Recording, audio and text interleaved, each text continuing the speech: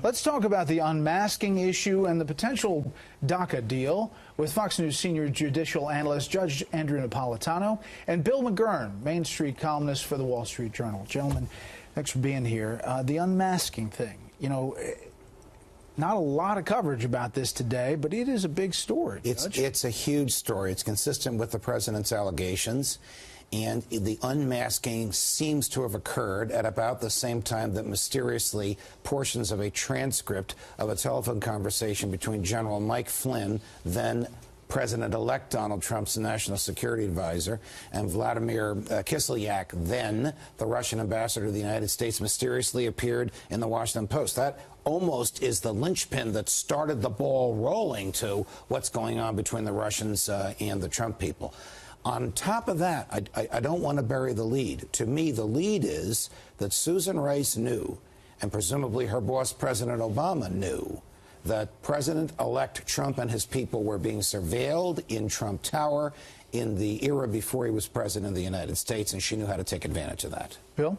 Yeah, I think, look, first of all, a lot of people in Washington owe Devin Nunes an apology when he came out with this charge that senior Obama officials were unmasking members of the Trump campaign. He was treated as a kook, and he's been proved right. Look, Susan Rice said she knew nothing about it, nothing. And now she's saying it's because she was interested in a sheik. Let's put this in a context. What she did is you get intelligence reports with names redacted, right, classified reports.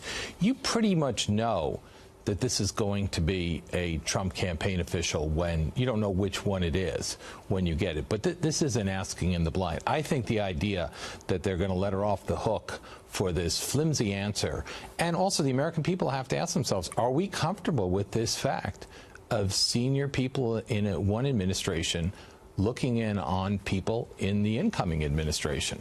This should be a subject matter for Special Counsel Mueller to investigate. This is part of the whole parcel of, was there some involvement with the Russians? Was there some involvement with the Obama administration trying to make it look like there was involvement between the transition team and the Russians? And clearly, there are lawmakers calling for that investigation to continue up on Capitol Hill. I want to turn to the DACA deal, no deal, whatever it is.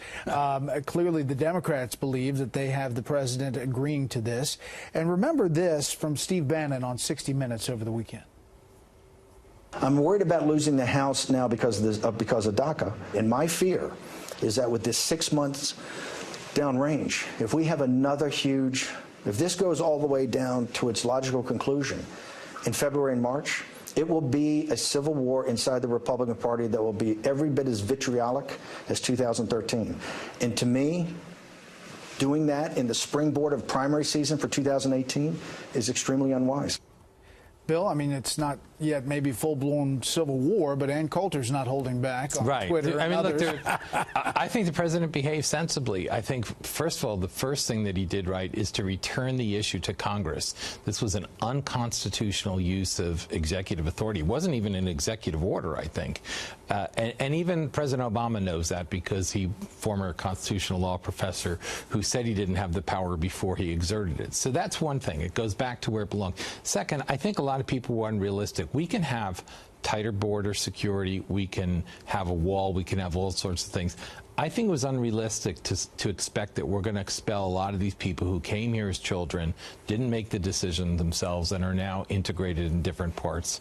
The question is always, what is the trade-off? What will the president get for that in Congress? And, you know, there's a lot of people, obviously, on the right who are really invested in this immigration issue talking about this, Judge, but there are also people saying, you know what, this president is doing deals, and that's not a bad thing. Right. I mean, I was originally angry when Jeff Sessions made the announcement. I thought the timing was terrible right at the tail end of Harvey and before Irma hit. I thought it would impair the ability of DACA people here, young adults who came as children, fearful of seeking government aid at a matter of life and death in Houston.